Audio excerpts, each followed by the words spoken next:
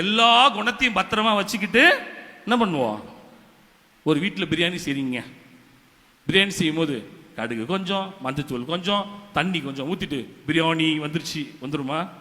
என்ன பண்ணணும்? எதெல்லாம் அதில் போடணுமோ அதை போட்டால் தான் வாசனை கொஞ்சமாவது வரும். கடைசியில் பிரியாணின்னு ஒன்று வந்து நிற்கும், இல்லை தக்காளி சாதம் நிற்கும். நம்ம என்ன பண்ணணும் தெரியுமா? நம்ம வாழ்க்கையில் எதையுமே போட மாட்டோம்.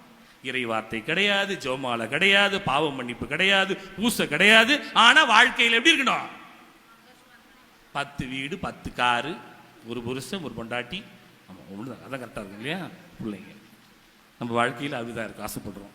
ஆனால் நம்ம உள்ள இருக்கிற நல்ல குணங்களை எப்பொழுதுமே நாம் ஏற்றுக்கொள்வது. யாரா ஒரு ஆளை கிட்ட சொல்கிறாங்க, என்னம்மா இப்படி கோவப்படாத முடியுமா? ஒரு அம்மா வந்துச்சு, சாமி உடன்படிக்கை சிலுவையை வேற எடுத்துட்டேன் சாமி, கோவப்படாமல் இருக்க முடியலையே. எடுத்து கேட்டுக்கு வெளியே போகிறதுக்கு முன்னாலே கோவம்